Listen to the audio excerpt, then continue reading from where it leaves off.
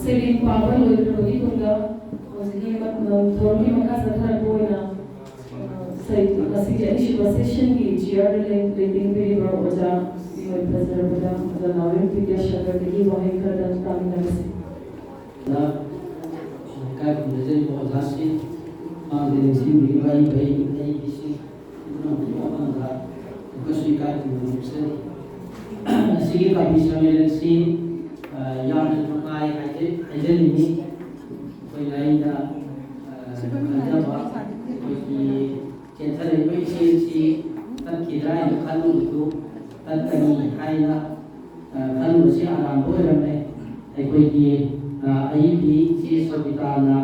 Kabun dalayamba naratapon dalayamba daimya mahiyatna purakna ase kabi samelese sarukandana kanna singsai na sa shi masi yam numai masina hai ai tunggi makoi eduki oi gedoi bani adai koi ki satra mahairoi makoi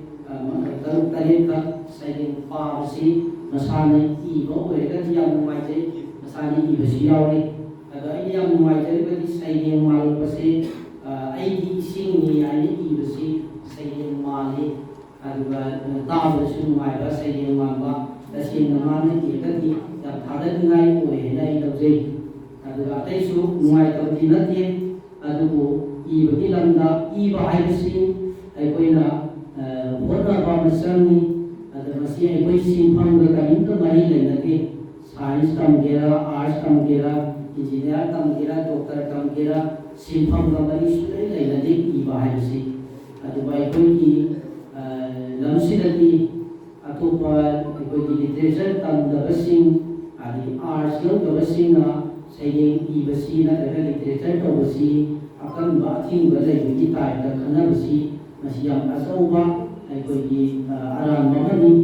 I could Mayam Power, Mayam see, I could decide the Hilapa. Ada atau hiram dari apa mayamna amayawi ada isu ini mati tameba kayak mana sakit kena ada simptom protection kena tonggang bangi I bagi dalam sini masih di masa-masa betul kami ekor nak pergi dokter apa masih ai bagi creativity jauh lebih singkat nanti ini nama kita berapa hari hari ni nanti saya sana lain suka sana Makuso ni haiga ekoi negara maku phana sakai popularisi tangai kadi tun chungni creativity haisi masih sone kitoro kadi pratibha haisi ekoi kanamsu ni kan isana ta lubalau gaya nati adu pratibha creativity si masih maku phana sakai haisi ekoi tamba practice dari pa hota haisi tangai kadani ona besiga Sari dokter apa ini pertimbangan ini si pun dalam tanda asal masan ayah ini bahwa ujeni ayah si ayah haji ada mereka ini mengenai awal pak itu masih selalu jadi pak mereka ini satra bahaya isi kau singa suai mana gani ayah si ayah kajar ini kalau masih kami sambilan sida ayah yang mulai terjadi ayah suai nong masan kena jawab ayah ini baca translator or Yusuf Kuzaba Kabisu or Mazail Mani Sayin Sinuai, I put the Manipuri Sayin, I pet Manu Waltoba, Atopa, Lord, in our Sayin, type or I want a power, Pebonita in our Sayin inside, as my net means the season about. Image Amodi Matanda, image Sama, image Amodi Matanda, image Sama. Image maya magana lay pahin na tenang pa adunga ideasu ay koy nayagna pajaba adunga sa inyay na natin ahang uti kira di habsidi ay koy na life philosophy ako basisu life philosophy utpani radhyesi ay koy na Sri Krishna ka radha ani si symbolize kawi ay koy na amana jiva atma Amana Param Atma with the symbolized story. According to Sri Krishna si Param Atma the symbol ni, Aduga Radhasina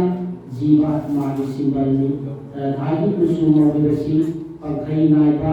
Myurti Pusi the symbol ni. पंखई नाइब मकोक्सिंग असिगी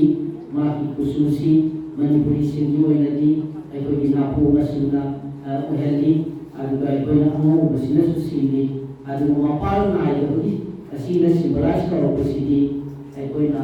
असंग मसुसिना अयामा ओइ अदु गागी से अइना अहोम नमदा पारदगी हेनो नुवाइने नमदन अदु भाई अमुक तंग ताबसदा अइना थावगी अखोइगी राजेशी मियोबगी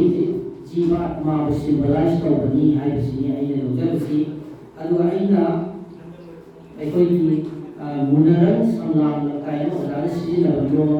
ओदा सिजिनबनो सि काई मोमतमदा अइना काजिकम अखोइगी पन्नो बाहे केनबा राय काइना कलिमसि ताबदाइना मयक सेंगनो ओलबसिया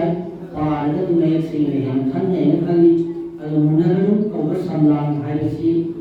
अमुबा संलाम हाइब्रा नतका मुरन कौबा हाइब्रा संगी कलरसि मुरन कौबा नतका मुब्रा हाइबसि सुकना नाइ ओय अदु अकोबमना याम नुमाइब्रा नाके थागी उनार कदरा धान चटपगी खोंथाम असिगी इमेज असिगी अनुमाइ इमेज फजब सिजिदै लोइनो मके इनसि बथोक्रे इमेज मयाम याम कितना अदु अकोबमना अखोइगी सब्जेक्ट अमा मिसियल अमा हाइबसि मसिसु लाइफ की फिलोसॉफी नि संलाम सिबु सिम्बलाइज तौरबनी अदु असिदसु अखोइना पुराव मपालसि अमो बुसुलै अंगाम बुसुलै कमन ओइना अखोइ मयामना पुराव मपाल हाइलरगदी अंगाम बसि ओइना मिन तौवे अदु अजाना कोकी संसिबु मानि इमेज मेटाफर पिरप मतमदा पुराव मपाल ग सांगना प्राय खल मसि कितन कइनो ओइ बात्रा मरदि कमन ओइना मयाम नबसी नै जुवा कुसुमसे ओइना अंगाम बनि अमो बुसुलै अदे अमो नतबा तो पाउति मतमदा मसु मयाम गलै अदु जुवा कुसुम हाइलदि अखोइ अंगाम ओइ तमि तौबा सिगुबा सयिंग दा सिजिना मतमदि अखोइ ट्रेडिशनल हाइबसि ट्रेडिशनल कम काइमसि भेलु अदि मयाम सनर हाइबसि मसि कितन येब जंग्रा हाइबसि अइना खंजबनी मसि अइना ताबदा उनरंगदा अदुदि अइ हाइबो नमदे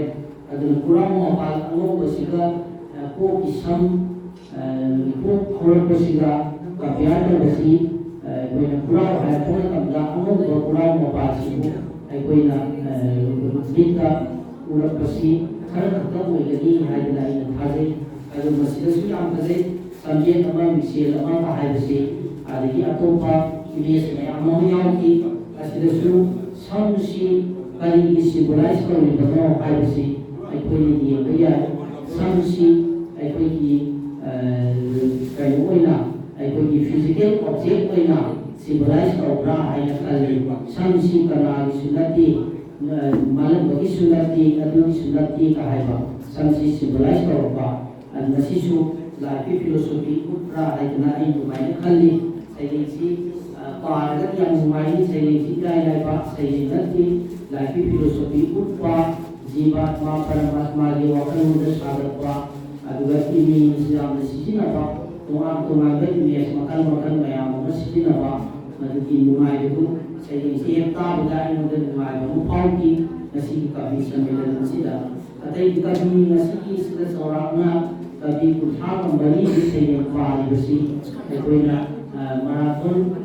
सैनिक सैनिक नवराय नोकै सामने सैनिक से हां के मको के सुल्तान का कोइला कला पारी बाजे लोय पाव या मन किना कने कने नुमाइ नुमाइ सैनिक मयाम हो याव की रतन आइना पल लगदा लोइना पल बा पल बदी हाइनो नमदे कोइ की वाली मसाई भी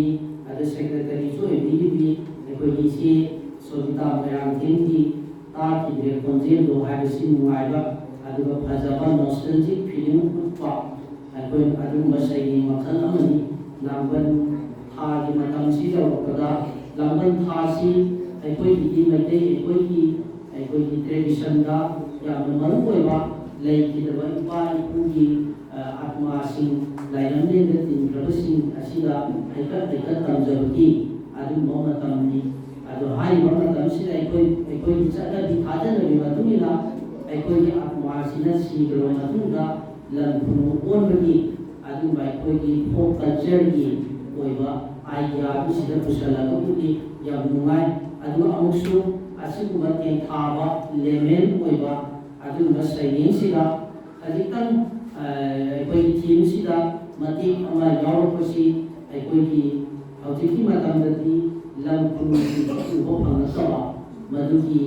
यामने इकोक्रिटिसिज्म की हाइपेटन कलर संगबा मसु हाइपेटन तैबा मदुसु अखोई थेने तौबुदी मसी सैयिंगी पुथारेबा कइनोसिदा माकी क्राफ्टमैनसिदा खितंग अखोई कुनिंग टीम अमा पिरकबदनदि तौवे चेंथारेबा कइनोसिदा नुंगाइबि ओर अबोका आगे पॉइंट पार्सना का मसे लेनरिबा रिलेशन मपुबोका लेनरिबा रिलेशन कुपा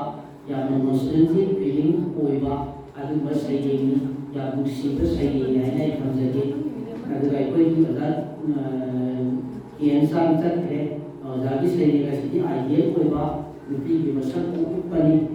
नुपी की तौबोलंबा मखोई शक्ति अदु नुपी को बिसिंगी मतिक मबुन मदुबु सैथाबा अदुबा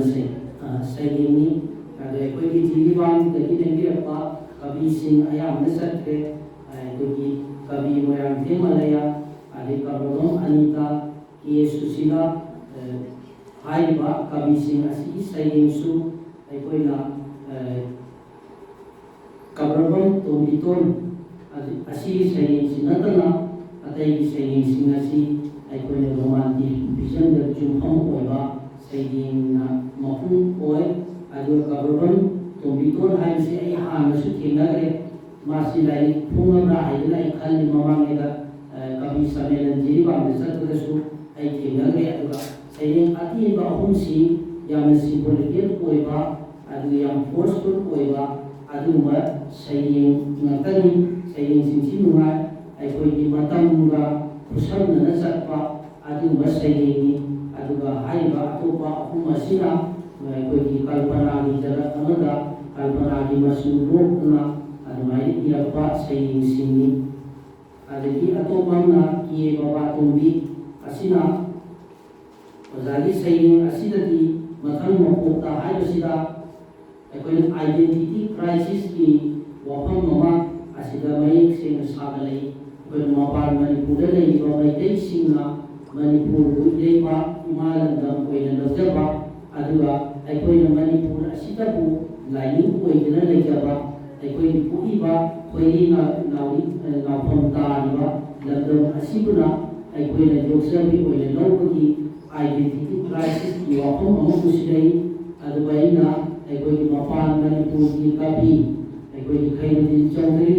अदुगा अब्दुल शहीद चौधरी की मखोई की सैयिंग सिंगदी हाइबा आइडेंटिटी क्राइसिस की वफम सी ममी सी मयेक सिंग लगसु अखोई की बोरा नपाक सिबु अरोइदा ममा लेबा ओइना थमोइ सिंग लाचबगी वखलोन सी कवि खैरुद्दीन चौधरी की बोरा कुर्बान की महाकायबा हाइबसिदा अखोई थेंगनै मणिपुर सिना अखोई की हौफम ओइरगसु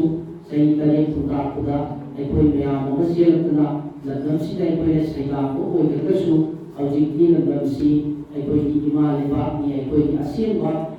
खोइनि नाउरि ताफमनि हाइदना लबजबदु खैरुद्दीन चौधरी की सैयिंगना थेंगनै अदु अब्दुल शहीद चौधरी की मौफारसनु बोरा कुर्बान हाइबसिदसु अखोई कुइना बुरुअदुना बोरा पाता लेबा मैतै मसासिंगा साइदगी लंदा अखोई कथोरपा अदुगा लोइनना हाइबो बोरा कुर्बानसिदा लेबा मैतै मसासिंगा मैतै मसा अखोई गंगा जल पाइदि असेंग यौरबदु अखोई लोकताकी लाइजन असेंग लौबा अदुगा अमुसु बोरा कुर्बानदा इंगति सावरबा अखोई पुंसिदगी लोकताकी लाइजा गंगा की लाइजदगी सुहेना बोरा की लाइजन सिना असेंगनि मसिदता अखोई इसाद साथोगदि पुनिंग हचांग साथोगदि अखोई पुनिंग हचांग इंगनि हाइबा अदुमा आइडेंटिटी की वफम असि पोरोइदा माकी थमोइगा हिस्ट्रीगा अनि यासनबा पुरी हाइबा लंदम सिबु असेंबा अखोई पोखफम लंदम न्याय लौजबदु अखोई अब्दुल शहीद चौधरी की सैयिंग सिदा थेंगनै अदगी अतोपा एम.ए. अनिता की इमालो असिना मणिपुर अखोई मणिपुरी लोन masibu saithajarani aduga thim manaba saiyeng amana CS Vijay Kumar adagi atopa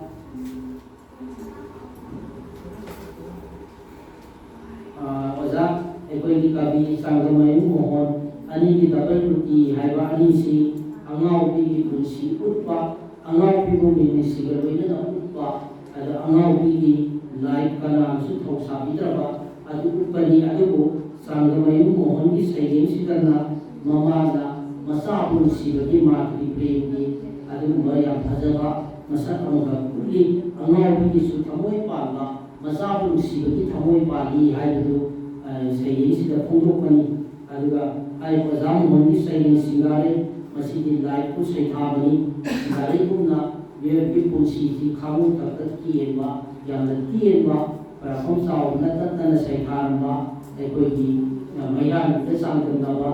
singare te sangdamnaba meragi thabalga yepi punsi te sangdamnaba punsi ji yamna ti enba biko khatang moiba aduga khamu takta ekoi siba masigi damakta para khomsau na ma ki saiyeng singa awam ki khonjel ma ning makai ki surama thadu amam dana iroi ta loinaba adu makan ki saisakuni ekoi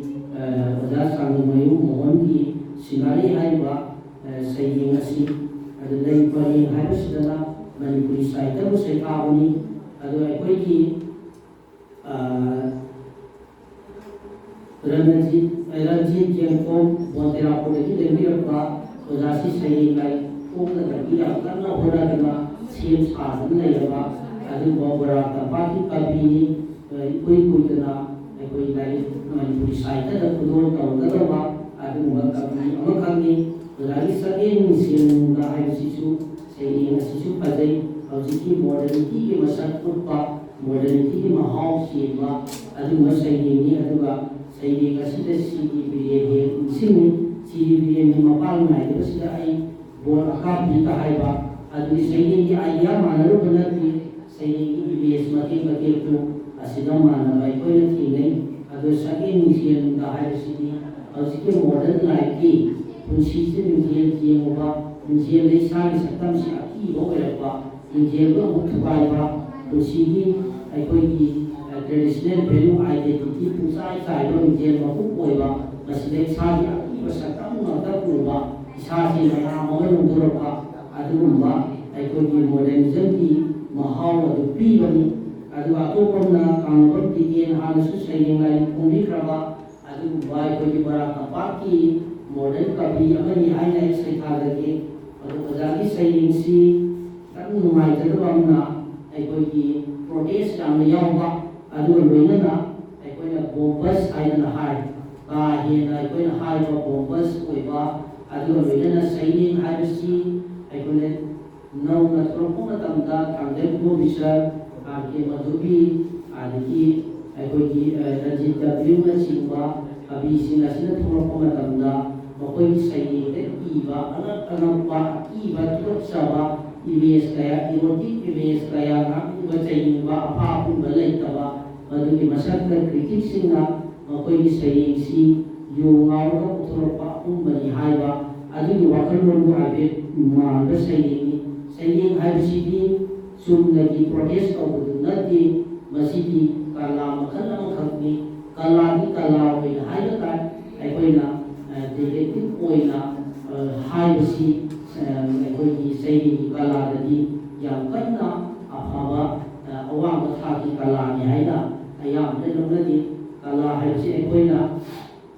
sayyid ni kala dani khajitang haibsi maruina ekoina dhani haibsi suggested haibsi ni khajitang haiga adasi yam piba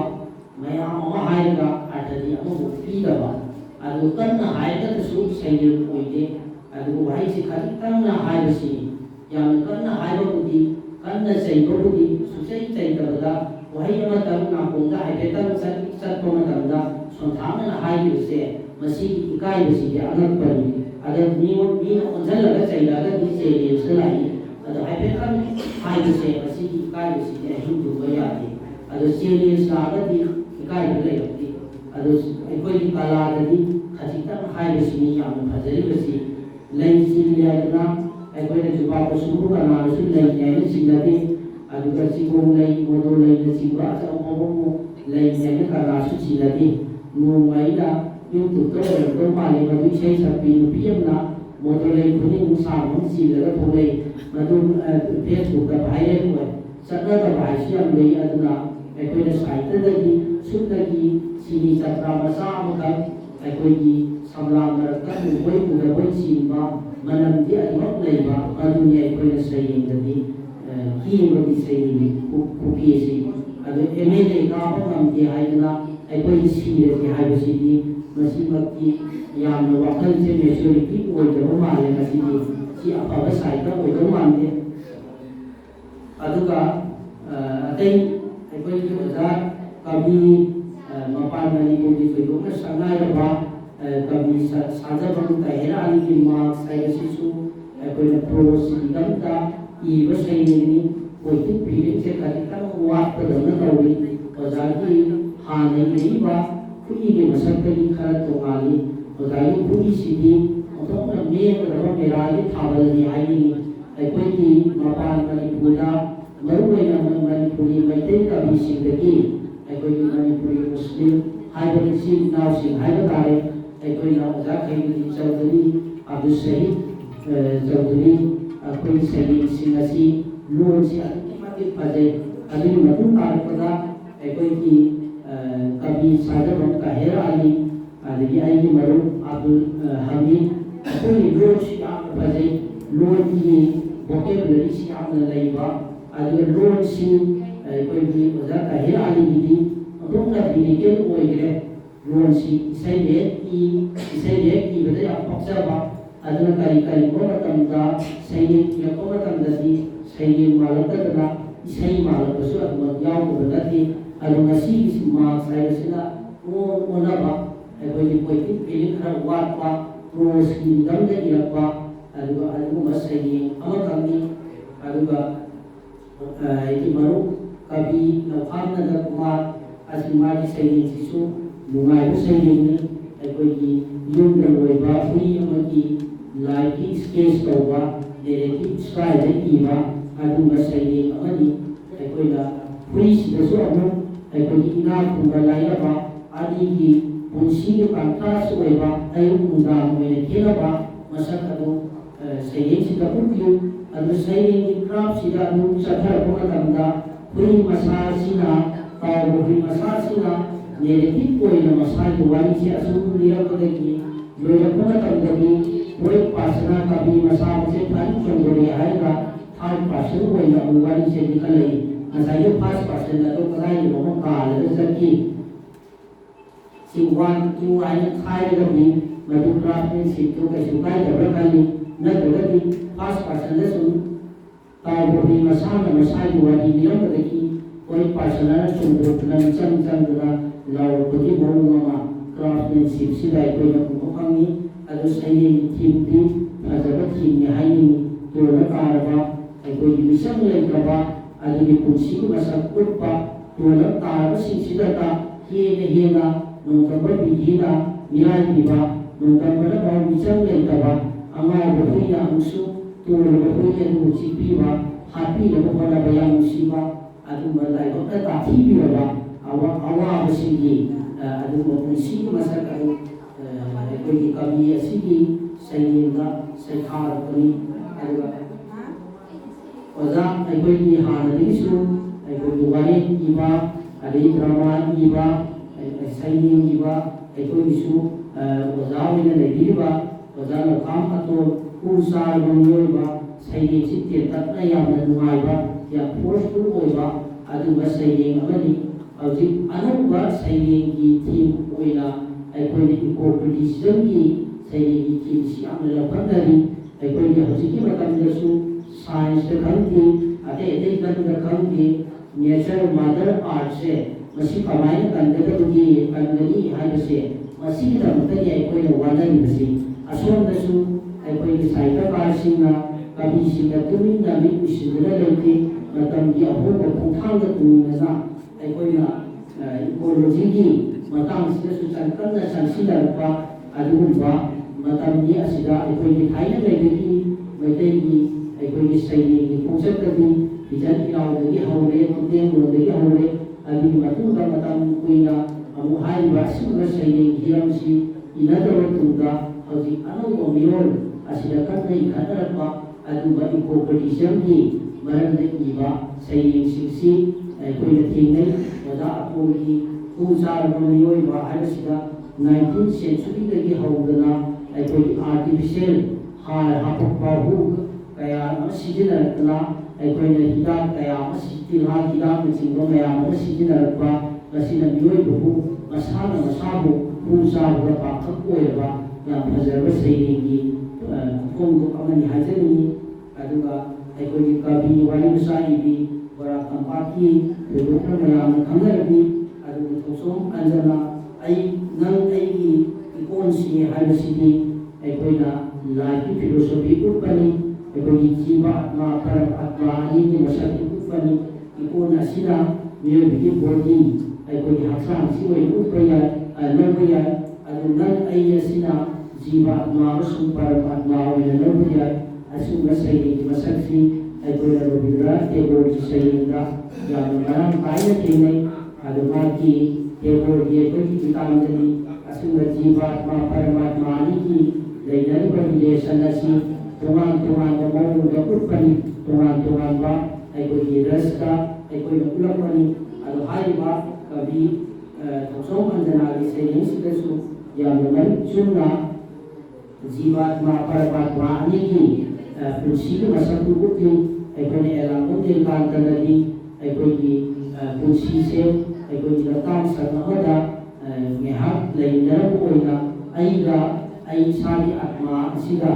अखोई लताम संगमदा महा पथार ओइ उठली याम फजरब image ओइना अदुगा लताम संगने हा अखोई लौ उरम मतुंगा अमु इसारी फौ नुओ कोयुंगी फौ थालoi मतुंगा युंगा उखान खिबा अदुमाइना पुंसी की मसक्ति जीवात्मा परमात्मा अनी की मसक्ति अदुना उठपनी अदुला अखोई कवि थोसोम अंजना गिदसु सैनिक की इमेजसी फजै हाइना आई लजै अदुगा अखोई वाहेबम विदापति अखोई नोबेल टीवी अदुगा सैनिक टीवी अदुगे अखोई बरा कंपाकी आईपीनी आईपी असिगी सैनिक लसिंग लेन हाइसी लसिंग लेन थसैताबा अखोई फोक सोंगसि याम तोइना तारिबा रेडियोदा करिदा तारिबा अदुगा लसिंग लेनु सैथाबगी सैनिक अदुनि मसी अखोई लौना होइबा कवि यामना यंग ओइबा अखोई मणिपुर की रामेश्वर सालुंगी सिनौ लसिंग लेन हाइबा सैनिक अमन लेन हाइबा सैनिक बिसु हाइबा फोक सोंग असिदा बीएस कवि कौदतबु अखोई फोक सोंग दा करिदा बीएस कौदे इरपसी अनोखो वाहन थोपीबा मंब्रा हाइबसिनी अखोई न्यू इंटरप्रिटेशन हाइबसि याम दरकार लेय अदुना हाइबा रामेश्वर की लसिंग लेन असिदगी सिनौ लसिंग लेन सिदगी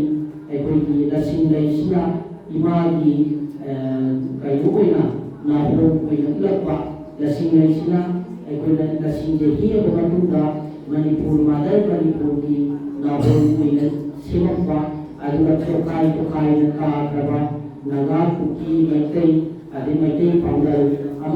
नुसीनदबा कम्युनल रायो थोलबा चप मानबा मसेनी मरक्ता नुसीनबदु मरी लेत्रबा असिगुम्बा मसासिंग असिबु मादर मणिपुर असिना लसिंग लेना सेमा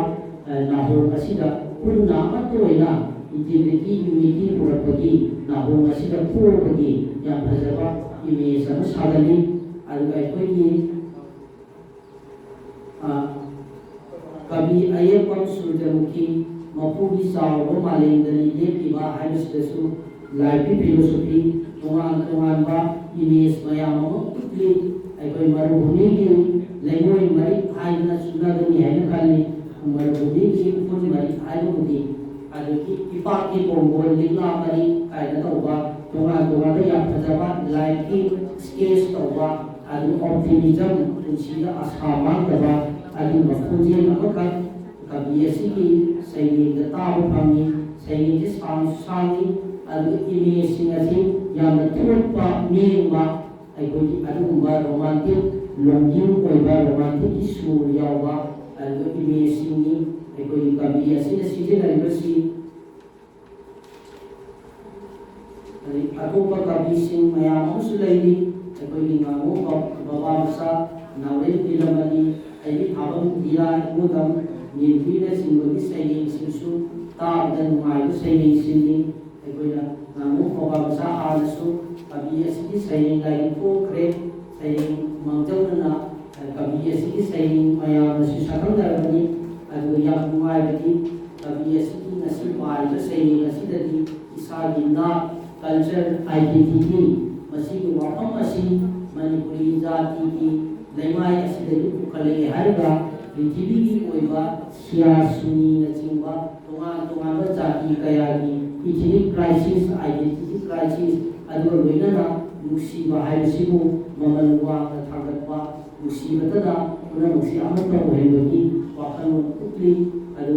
कवि नावलेन निलमनीगी त्रातुक्तगी हुफु भावबा मसाजी लाइफी स्केच तौबा लाइफी एक्सपीरियंस पुटपा उनसीगी मसक पुटपा अमां ओइनेगी मसकगी हजिने सही हुफु सुरपा लाइफी बर्डे मयाममा अदुगी उनसीगी मसकु सही सिदपुती अदु कवि हेगी थाबम दिरा सही ताइबोगी अवोनबा असिदसु अयामना आइना थेंगदबदा कवि दिरागी सही सिंगसी अखोगी लाइक यामना पाबा यामना खंगबगी अखोगी पृथ्वी तोंगान तोंगानबा थोंदोक पाथोक मयाममा वंसिलपा असिगुबाने इबसी अखोइना इंटेलेक्चुअल पोइट्री एंड सिजिने अखोइना एलाबम दिलगातगी कविता नूरिबसी नसाई इंटेलेक्चुअल ओइबासी मयाममा थेलपसिदनी अखोइना टीएस लेटु सैनिंगा आटा थपुगम दिबसी तोंगान तोंगानबा पृथ्वीगी थेंगरबा एक्सपीरियंस तिंगु इंटेलेक्ट लोइना यामसनदने इलापसी अदखोइगी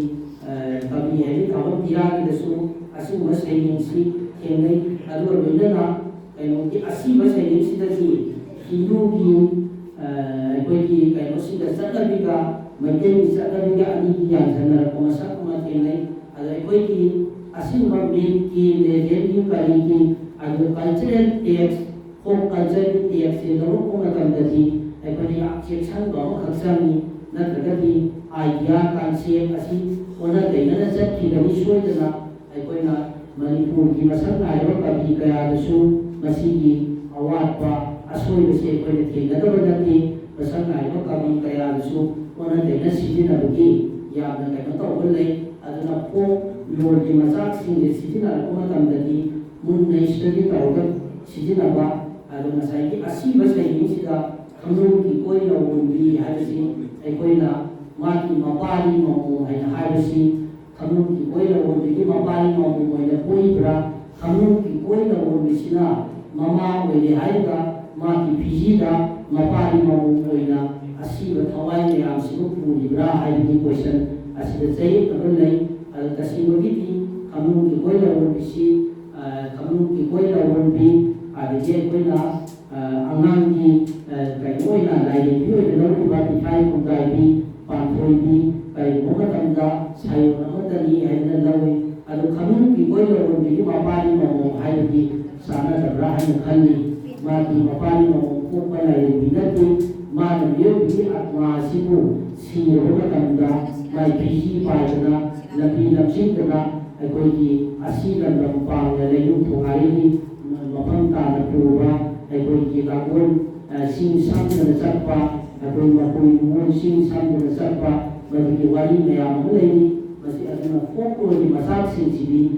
अखोइ सिजिनबदे खजितंग सेक्शन बाहाइसे यामना दरकार नै अदुगा अखोइ कवि मोदम निर्बिन सैये कवि सम्मेलन सिंगा तोइना तोइना थेंगै अदु आइकी वाखलदगी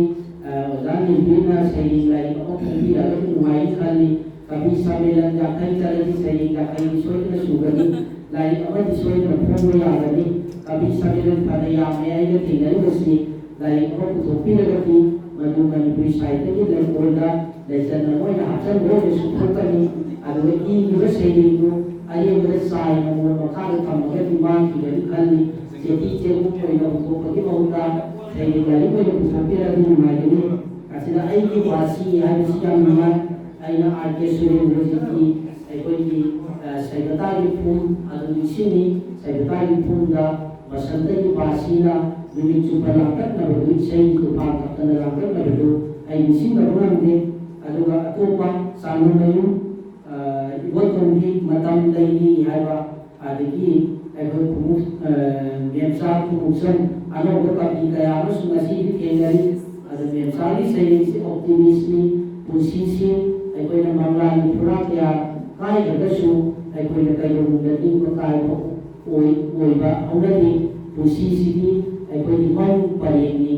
Mang Kayum Parana, the Kokan the Gasu, Mang Kayama, the Mang Pum, the Lesata Montani, Mang Pudima, Louis Akademi, Hadokayunga, Maduki Potavani, and Pusi and Simani, Mang like the Ready Pusi Wade, and the Pusi, Mang Harsi like the Onakanda, Pusi Harsi Asi or the Pakanti, Mang like the Pusi, I go to Pusi Wade, and the optimistic Wakano, Yampazilla Putlu, and the Kabi, Kadi Kanta, Zasisu Saidi, Kabi, Saidi Toya, Zasu Amari Pabila, the Wine and Kandi, saying Panayam and Mani Kandi and Kazabuda, Tabisamin and Panayam and Sadeoda, a place under the Teodaki, Ipar, the Sakability, saying Su, a day a day, Pabili, saying Pabila, Yam Majarani, and Kabi, and Wakan Hansida, Kabi, Waki, Topa, Azabakan, Manaki, like the Issue and Nuraba, Kabi, Sien, the Racing, Sien and Tiagoda. Amok Magayasu, Equina, Sinan, and Rafael, Mummy, Highland, I don't work on the Matico, Sekharani, I said, I can see how to sound the money, I don't find I can see a lot of them. I think I can know I am the school of Brian and Kali, as I know the Highland, Equina, Nasi Pabi, Samen, and Equina, Saini, Karai when nobody Mahuta, saying Siki Yogatanda, Saga, imagination, as in Lay Rabina, Pratibasi, Lay Rabina, and Hanasu Identiva, Massimu Mapung, Soboina, Equina, Kaimosi, Lai, Sisi Pabiva, Equina historical CNC, Massimu Nakanga Haisi, Masitamai Padi, historical CNC, Nakangadi, Mahana Suina, Apokabi, Masak Naiva. Mati Pida, Masuna, Tampon of the High Country, saying City of Propaganda, as I do my arm, let's go to Natava. I go to many police saying that Nanakari, either the Gay Harrison, the Kamba, Raven, my arm, Liberty, to Natava, my arm, Highland to Natava, I knew about the Mama High, the Honorable, Masiri, as a word is Sashua, money, I need to the politic feeling of power, but the Yara. Ada point equity intellect Asia terkala ada intellect ka imagination ka ani si pulle haiga phawa kavita ni masa soina thulokani equity waswada so haira biba ada DS ile so haira biba equity spontaneous overflow se masi khata ti ani suda equity collect to mosami haisi collect karo natuta ayo phau wa kanu da ti mohsindana atopa ay woman ibe sa mga putolo ay si ang laikoy saying the asida saying mundo na lolo na ay koy puno isa di mapam mo kan ko ang lolo kita ay koy na wala si ay si ay matang sida tamjer ga sai ke sida